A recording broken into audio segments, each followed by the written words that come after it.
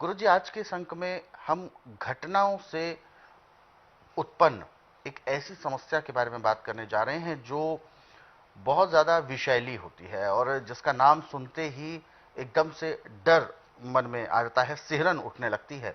सांप, बिच्छू, सांप का बच्चा यानी सपोले, और भी इस तरीके के जो जहरीले, अत्यंत जहरीले जो जीव होते हैं।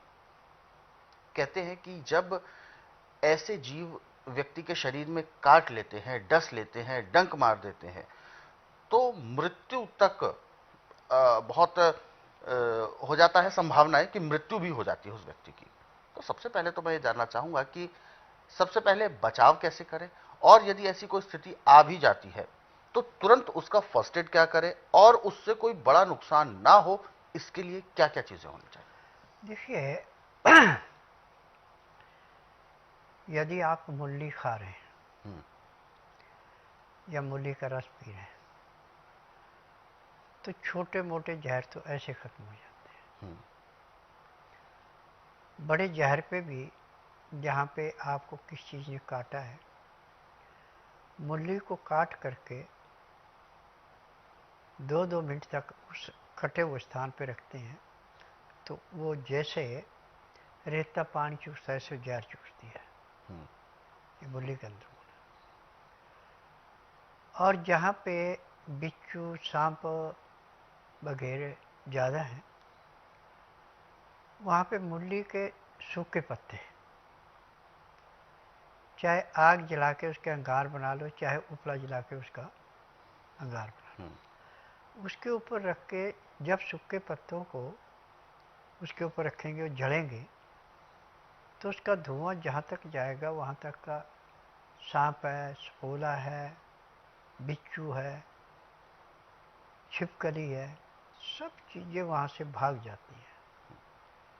यदि वहाँ पे कोई रह भी जाए तो आंधा होकर मर जाता है, उसकी चलने फिरने की ताकत खत्म हो जाती है। ये मूली के अंदर गुण है और ये कुदरत ने दी है। देखिए, कुदरत ने इंसान की रक्षा के लिए हर एक चीज़ बना रखी है। अब ये हमारे ऊपर निर्भर है कि हम किस चीज़ को कैसे अपनाएं। अब मूली के बारे में मैंने आपको बताया कि अग्नि भी है और ये शीतल पानी भी है। इसको हम फ्रिज भी कह सकते हैं, इसको हम हीटर भी कह सकते हैं। बीमारी के अनुसार इसके लेने के अलग अलग तरीके हैं। यदि हम उन तरीकों को अच्छी तरह से अपनाते हैं तो मैं दावे से कह सकता हूँ कि आपको ज़िंदगी में कभी किसी डॉक्टर हकीम के पास जाने की जरूरत नहीं पड़ेगी। जब हम जीव का स्वाद देखते हैं और खान पान पे ध्यान नहीं देते तो हमें रोगों से जूझना पड़ता है। हमारे शरीर के अंदर लेबोरेटरी है।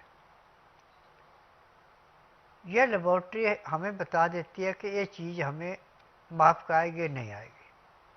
उसका तरीका है, यदि लिक्विड चीज़ है तो गिलास में डाल के बाएं हाथ में लेकर दिल पे रख लें और दाएं हाथ को ऐसे सीधा करके खड़े होकर दूसरे आदमी को मेरा हाथ नीचे दबा। यदि उसको जोर लगाना पड़ता, हाथ नीचे आता, आप खाइए, कोई नुकसान नहीं है। परंतु जो चीज़ आपको माफ नहीं आती, जैसे हाथ पे प्रेशर देगा हाथ एकदम नीचे गिर जाएगा, गिर गया तो वो चीज़ खाएंगे नुकसान होगा। ये लेबोरेटरी है। और सूखी चीज़ है तो हाथ में लेके उसको भी ऐसे रखना। अच्छा, तो हम सब चीज़ों के अपने शरीर से ही परीक्षण कर सकते हैं कौन सी चीज़ हमें माफ कर रही है, कौन सी नहीं आ रही है। आज पूरे संसार के अंदर एलोपैथिक में जो फार्मूला है वही आयुर्वेद में है कि नाड़ी का ज्ञान तो इनको किसी को नहीं है। या तो मशीनों से टेस्ट करके दवाई देंगे या रोगी से रोगी के परिवार की हिस्ट्री देख के फिर उसके अनुसार दवाई देंगे। उस दवाई से आपको लाभ हो ना हो उनकी जिम्मेदारी नहीं है। एलोपैथिक में तो है कि कहीं भी आपको कोई भी तकलीफ है उस अंग को सुन कर दो। बिल्कुल। उसका टाइम है 2 घंटे, 4 घंटे, 6 घंटे, ज़्यादा ज़्यादा 8 घंटे, फिर खुराक लेनी पड़ती। और एलोपैथी की दवाई यदि एक बार स्टार्ट करा ली तो जब तक आपके शरीर के अंदर सांस है तब तक आपको दवाई खानी ही पड़ेगी। यदि थोड़ी देर के लिए दवाई लेट हो जाती है तो आपकी तकलीफ और तेजी से बढ़ना शुरू हो जाती है। और जो ये दवाइयाँ बनती हैं एलोपैथी में, इसमें होता है बिच्छू का जहर, कोबरे सांप का जहर, केमिकल और मरे हुए जानवरों के हड्डियों का चूरा। ये सिर्फ उस अंग को सुन कर सकती है जहां आपको तकलीफ है, रोग को काट नहीं सकती। और जो हमारा आयुर्वेद, यूनानी, होम्योपैथी, नेचुरिस्ट का है, इसमें ऐसा है कि फैक्ट्री मालिकों ने, अब वो हकीम तो रखे जो जड़ी बूटियों की पूरी पहचान करें, या जिनको पता है कि इस दवाई से ये लाभ होगा, इससे ये होगा, जब वो नुस्खा पूरा नहीं होगा जो उन्होंने लिख रखा है उसके अनुसार दवाइयाँ बनाते, जब वो नुस्खा पूरा नहीं तो लाभ कहाँ से करेंगे। परंतु मेरा एकमात्र आश्रम ऐसा है कि इसमें ना तो रोगी से पूछा जाता है, ना कोई टेस्ट रिपोर्ट मांगी जाती है, ना किसी मशीन से टेस्ट किया जाता है। यहाँ का नियम है कि बुधवार की मैं छुट्टी रखता हूँ, गुरुवार से लेकर मंगलवार तक नाड़ी परीक्षण करता हूँ। नाड़ी परीक्षण में पैर के तलुए से सिर के बाल तक की MRI, CT scan, x-ray, ultrasound, ECG, sonography, सब कुछ 5 सेकंड में हो जाते हैं। उसमें जो भी कमी शरीर के अंदर पाई जाती है दवाइयाँ दी जाती हैं। दवाइयाँ खाने की हैं, दवाइयाँ पीने की हैं, मालिश करने के तेल हैं, आँख में नाक में डालने की दवाइयाँ, दांत मंजन है, सब जड़ी बूटियाँ हैं। और मुझे 10,000 जड़ी बूटियों की पहचान है जिनसे मैं दवाइयाँ बनाता हूँ। मेरी अपनी फार्मेसी दवाइयाँ बनाने की, ये दवाइयाँ रजिस्टर्ड है, पेटेंट है, इनका साइड इफेक्ट कोई नहीं है। गुरुजी, जैसा कि हमने अभी बात की जहरीले जीवों की, कैसे पहचाना जाए, चाहे वो सांप है या बिच्छू है या और भी कोई बिच खोपरा, भी बहुत सारी ऐसी चीजें होती हैं, जहरीला कौन सा है, प्राण घातक कौन सा है, किससे कम नुकसान होगा, ज्यादा नुकसान होगा, इसके बारे में कैसे पता चलेगा? देखिए, ऐसा है कि 100 सांपों में से सिर्फ 10 सांपों के अंदर जहर है। अच्छा। 90 सांपों में जहर नहीं है।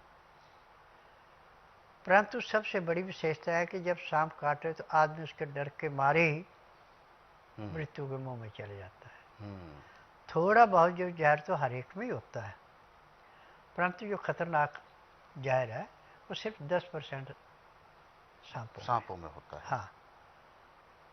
और यदि आप मूली 12 महीने खा रहे हैं, चाहे मूली खा रहे हैं चाहे मूली का अचार खा रहे हैं, तो आपको कोई भी जहरीला जानवर काटेगा, छोटा मोटा जहर तो ऐसे खत्म हो जाता है मूली के खाने से। और ज़्यादा जहर तो उसमें भी कंट्रोल हो जाता है। तो उसमें हॉस्पिटलों में आपको रंग का पता है कि इस रंग का सांप था इसने काटा, या इस रंग का बिच्छू था इसने काटा, तो जहर को जहर काटता है।